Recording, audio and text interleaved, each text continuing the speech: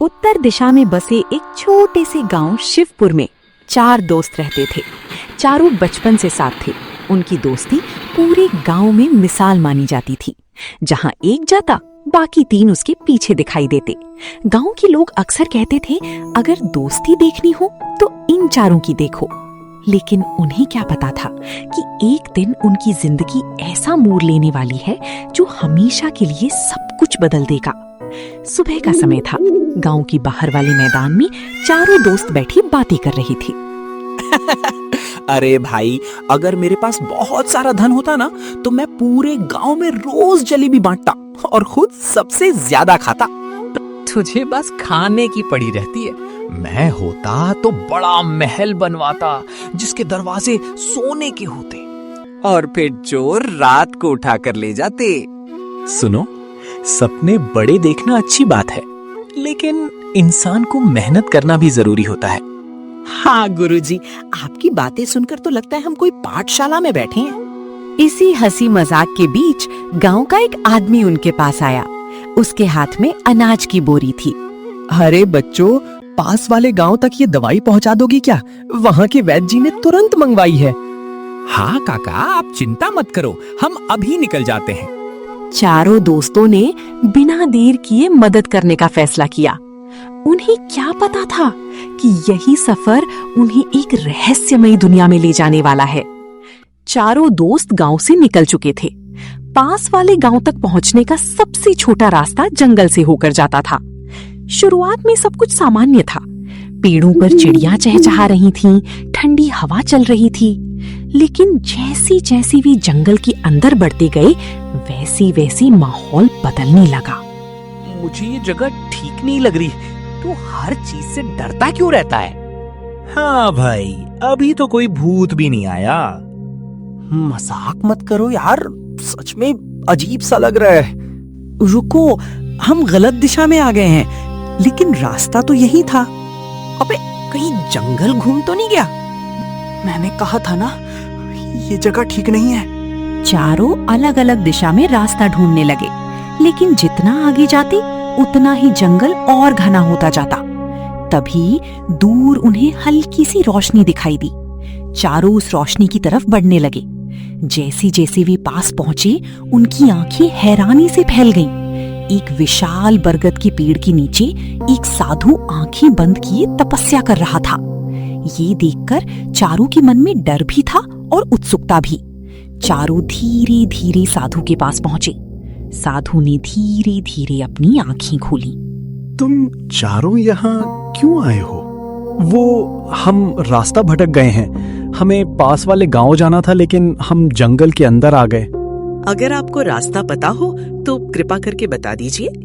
साधु कुछ पल तक 4 को देखता रहा, फिर धीरे से मुस्कुराया। ये जंगल साधारण नहीं है। जो एक बार यहाँ भटक जाता है, उसका लौट पाना बहुत कठिन होता है। लेकिन हम यहाँ से बाहर कैसे जाएंगे? हर समस्या का समाधान होता है, लेकिन पहले मुझे तुम 4 की परीक्षा लेनी होगी। परीक्षा? हम तो पहले ही गांव के मास्टर जी से परेशान रहते हैं। जाओ, जंगल से सूखी लकड़ियां लेकर आओ, और यदि संभव हो तो कुछ फल भी। 4 दोस्त जंगल में लकड़ियां ढूंढने निकल पड़े। शुरुआत में उन्हें ये काम बहुत आसान लगा, लेकिन कुछ ही देर में जंगल का माहौल बदलने लगा। अजीब आवाजें आने लगी, कभी किसी की रोने की आवाज तो कभी किसी के हंसने की। लगता है जंगल में कोई पागल बंदर घूम रहा है। ध्यान मत भटकाओ, हमें जल्दी लकड़ियां लेकर लौटना है। कुछ देर बाद उन्हें सूखी लकड़ियां मिल गईं, लेकिन तभी गोपाल की नजर एक पेड़ पर लगे फलों पर गई। रुको, कहीं जहरीले ना हो, पहले ध्यान से देख लेते हैं। अर्जुन ने गौर से देखा। वो फल बिल्कुल सामान्य थे। तभी अचानक पेड़ों के पीछे से किसी के भागने की आवाज आई, लेकिन कोई दिखाई नहीं दिया। 4 जल्दी जल्दी लकड़ियां और फल लेकर साधु के पास लौट आए। तुम 4 ने मिलकर काम किया, यही तुम्हारी सबसे बड़ी शक्ति है। साधु ने आंखें बंद की और कुछ मंत्र पढ़े। अचानक पास की बुझी हुई आग अपने आप जल उठी। ये देखकर चारों दोस्त हैरान रह गए। दुनिया में बहुत सी शक्तियां हैं जिन्हें सामान्य लोग समझ नहीं पाते। रात हो चुकी थी। चारों दोस्त आग के पास बैठे थे।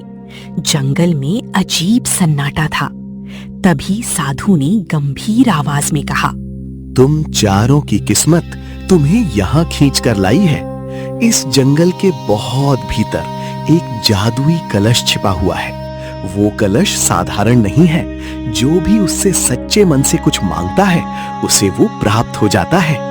जो चाहो वो मिल जाएगा? हाँ, लेकिन वो कलश हर किसी को नहीं मिलता। और अगर हमें वो मिल जाए तो क्या हम इस जंगल से बाहर जा सकते हैं? केवल बाहर ही नहीं, तुम अपने गांव और लोगों की जिंदगी भी बदल सकते हो। परंतु उस कलश तक पहुंचना आसान नहीं। तुम्हें 4 कठिन पड़ावों से गुजरना होगा। और याद रखना, हर पड़ाव एक छलावा होगा। तुम्हें जो दिखाई देगा, जो सुनाई देगा, सब सच जैसा लगेगा, लेकिन वो तुम्हारे मन की परीक्षा होगी। ये सुनकर चारों के चेहरे गंभीर हो गए। अगली सुबह साधु उन्हें जंगल के और भीतर लेकर गया। कुछ दूर जाने के बाद वे एक पुरानी टूटी हुई द्वार के सामने पहुंचे। यहीं से पहली परीक्षा शुरू होती है। इस द्वार के अंदर तुम्हें वो चीज दिखाई देगी जिसकी तुम्हें सबसे ज्यादा चाह है।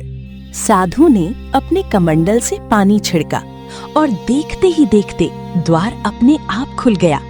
अंदर घना अंधेरा था। मुझे अच्छा नहीं लग रहा। डरने से कुछ नहीं होगा। चारों दोस्त धीरे धीरे अंदर गए और तभी अचानक उनके सामने पूरा दृश्य बदल गया। अब वे जंगल में नहीं थे। उनके सामने एक विशाल महल था। सोने की दीवारें, चांदी के दरवाजे और सैकड़ों नौकर। तभी सामने सिंहासन दिखाई दिया। उस पर 4 मुकुट रखे थे।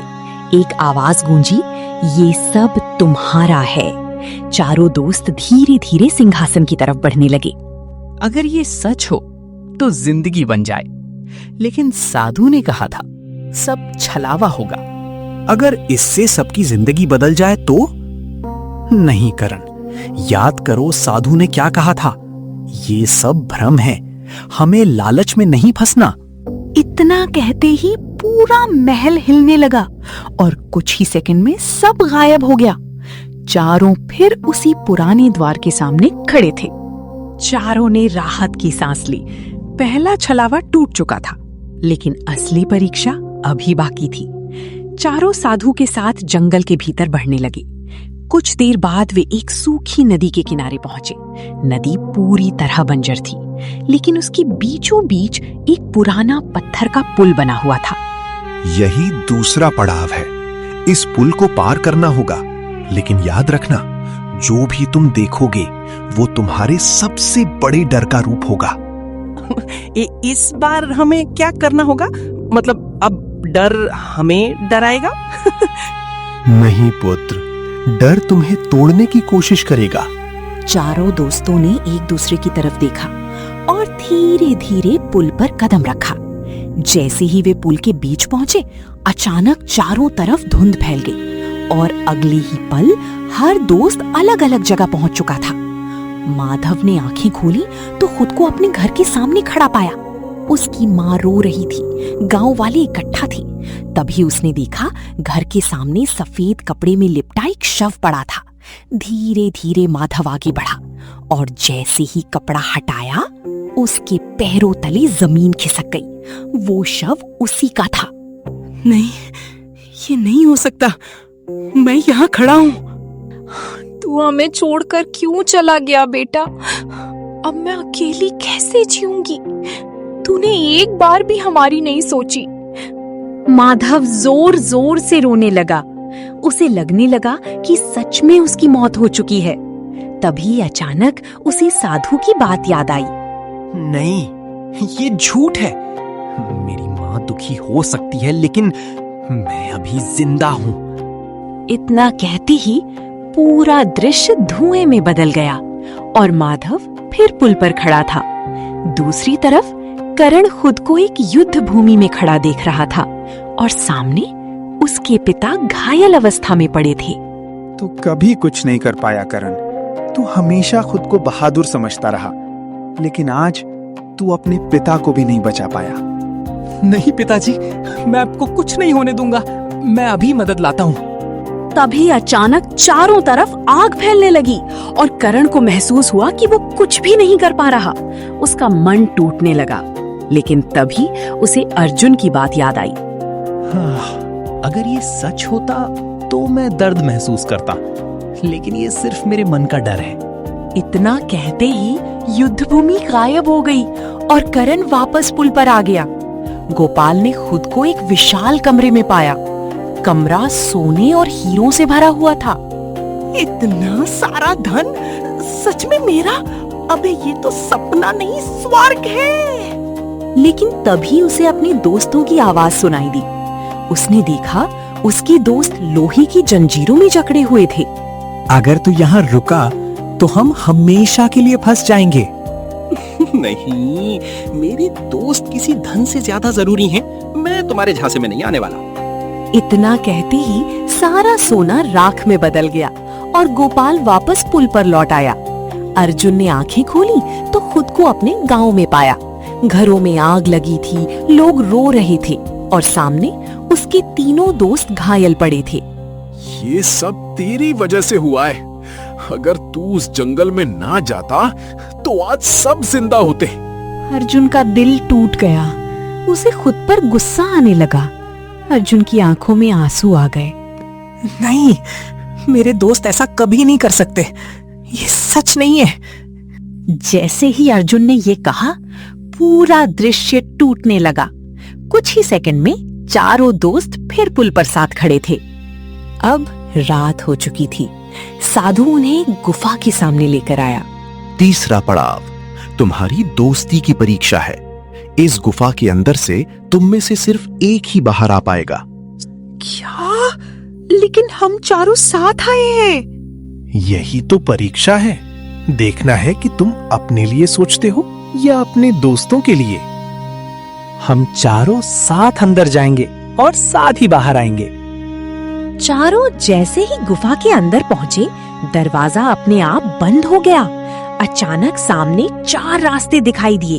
हर रास्ते पर एक नाम लिखा था, अर्जुन, करण, गोपाल, माधव।